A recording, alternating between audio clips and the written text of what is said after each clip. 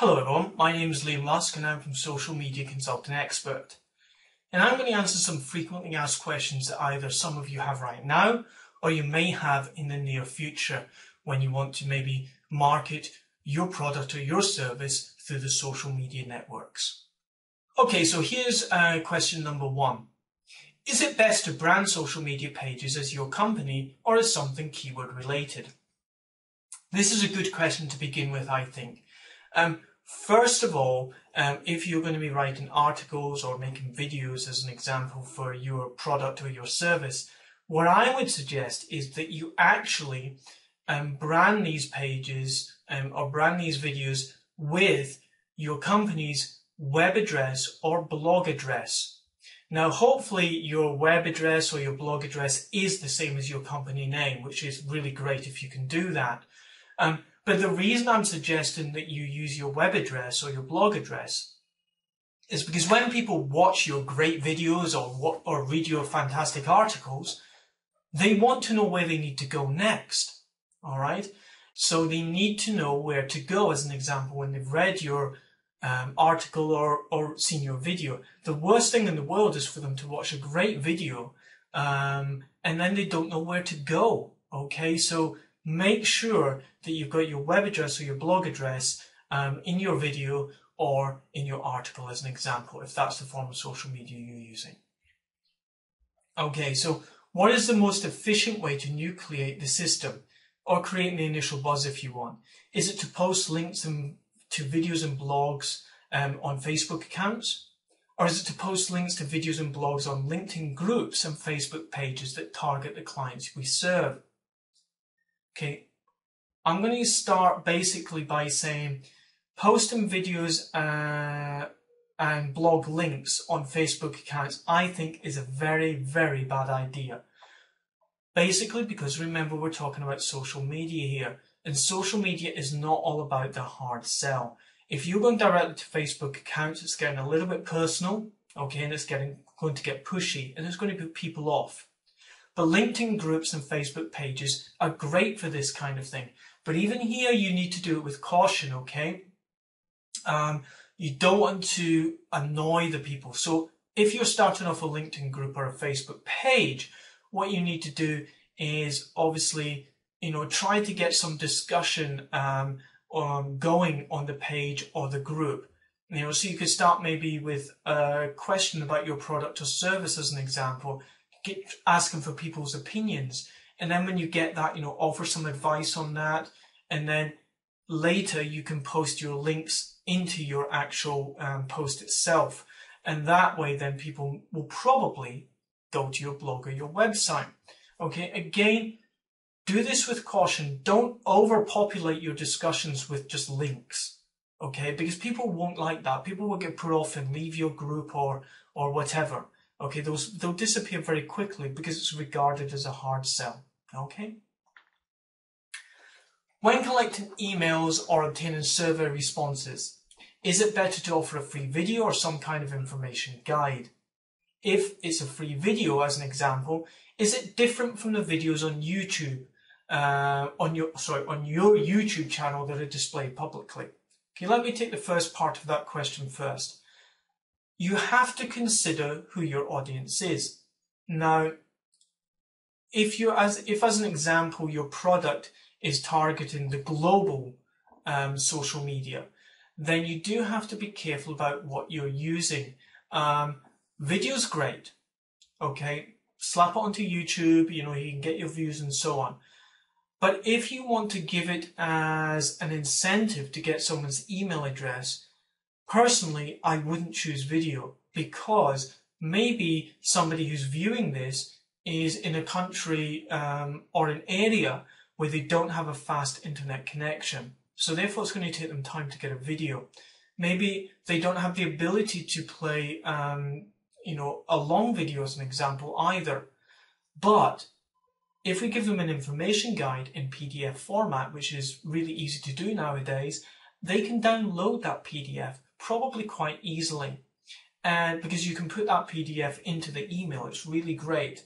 And also, from a reference point of view, they can print the PDF out, they can put it up on their bookshelf or whatever, and they can repeatedly go back to it for reference. But if it's a video, number one, they have to find the video on their computer, wherever it might be.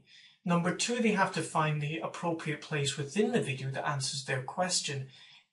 It's a little bit too much, there's too much energy involved here, okay? Make it as simple as possible for the client, okay? So I would suggest PDF, absolutely, okay? It's a much better form of reference, I think, than video in that sense.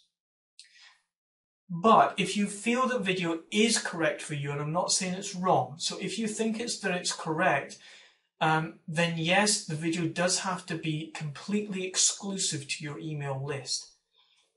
To give you an example, I come to your site, okay, I see this offer of a great video that's going to have good information in it, and you're asking for my email address. I think, okay, it's going to offer me some great info, put in my email address. I watch the video, I think it's great.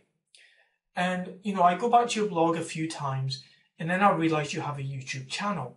So what do? I go over to your YouTube channel, and there's the video that you gave me. Now I might feel a little bit cheated. You've got my email address, but yet this video is out there anyway. You know, I'm going to feel a little cheated, so don't do that. Make sure the video is exclusive to your email list. Make them feel a bit special, okay? Should there be a direct call to action to send us emails and YouTube videos or the YouTube descriptions? Now, I'm going to guess that the emails you're talking about are maybe questions about your service or your product. If that's correct, then no, I wouldn't suggest doing that. Again, because it's too pushy. But what I would do maybe on your blog or your website, create a page for a question and answer area. All right. And then what you can do in your YouTube video, you can maybe say in your YouTube video, oh, and if you have any questions about our product or service, please go to this link. All right. And that link will take them directly to the question and answer area on your blog or your website, and they can ask the question there. And what's good about that is you can leave everybody else's questions and answers up there. So they'll go there, maybe they have a question and they look through all the others, and oh, they've got their answer question immediately anyway. All right. So this can be used to a great advantage, I think. So don't basically tell people to send us an email. Just tell them, you know, in the video, if you have any questions, please go to this link below, and then they can go directly to the page and either ask you the question, of course, or get it answered immediately. Okay. Should there be a direct call to action to fill out surveys on YouTube, your blog or your fan page? Again, I would probably say no to this because it's a little bit too pushy, I would say. But what you can do, again, especially on the fan page, get their confidence, give them lots of information, and then throw out the survey later on. Or you can even have a survey on your fan page anyway that's long running. So you can have a survey as one of the tabs on your fan page anyway. With regards to the blog, you could maybe have a special page on your blog that's a survey as well. And then maybe if there's something related to your survey, maybe in your articles, you could suggest, oh, if you have the time, please fill out our survey. It will only take you a few minutes, as an example. On your YouTube video, no, I wouldn't suggest it. Be cautious with this one. Again, be nice, be social, don't be pushy. What type of content is most effective for the Facebook fan page? Well, what I would say to you is obviously links to your social media, whether it be on your blog or YouTube or whatever. So put links onto your Facebook fan page, but also now and again offer them some information that's maybe not available elsewhere. Just snippets of information. Maybe as an example, I don't know, if it's about a camera, okay, you can talk a little bit about the camera and you can say, oh, but if you want even more information, please visit our blog. Okay, and that gets them moving over to your blog, okay? How likely is it that people on our mailing list will actually fill out a survey on the 4th or the 5th correspondence? After all, it's a lot of effort if they don't respond in the end. Agreed, right? Of course it's a lot of effort on your part. Will they answer? Well, that really depends on you, I think. It depends on the content of those previous emails. Now, if you're sending out an email bi-weekly or monthly or even weekly, make the content valuable. Make them feel as though they're getting something of worth here. And if they believe that they are, then when you get to that fourth or fifth email and you ask them to fill out a survey, the chances are they'll probably do it. But if you're just sending them, in all honesty, rubbish, then no, they won't. Okay? So it really depends on your previous emails and the value that they offer. Remember, when someone signs up for an email list, they expect something of value here now. Okay, they don't just expect rubbish. So you've got to give them something, okay? How do we integrate Twitter into our system? Well, Twitter's a great part of social media if used correctly. Now, as an example, at the bottom of your articles on your blog, you can have a tweet button. Okay, and as soon as someone clicks on that tweet button, it goes straight to their Twitter feed. Okay, and all their friends and followers see it, and the chances are that some of them may come directly to your blog because of the link. On YouTube as well, underneath the video window, there is a social media area where people can tweet and Facebook. Now, as an example, in your videos, what you could say towards the end of your video is, and of course, we'd love you to like this on Facebook or tweet about it on Twitter. And that will call people to action to actually use those social media icons, in this case, Twitter, for you. So Twitter is a great thing, and also set up a Twitter account and make sure that you're putting useful information onto that Twitter account as well. Integrate it so it works directly with your blog and your YouTube. So every time you put a posting up, it automatically gets put onto Twitter for you, onto your Twitter feed, and therefore your followers and so on will see it. Okay, so Twitter, great social media area. How do we integrate DOM, Naver into the system? Now, DOM and Naver, for those of you who don't know, they're basically the most popular search engines in Korea right now.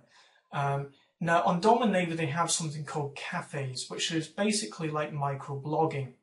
And what you can do, much like any other social media area, you can create a cafe on DOM or Naver with regards to your particular service or product.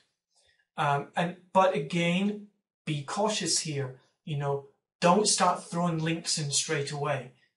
Give them some information, join in a conversation about join in a conversation on another cafe about your particular product or service, and give some information. Allow the other people in the cafe and DOM to begin to value your information and respect what you're giving them there. And then you can start putting links in there to your product or service, i.e. your web page or your blog. Okay, so there we are. So some great questions there, I think, and some useful information that you can probably use yourself. And, well, there is that. It's there to be used. Okay, so thank you very much for listening. I hope you found this useful. Again, my name is Liam Lusk, and I'm from Social Media Consultant Expert. Thank you very much.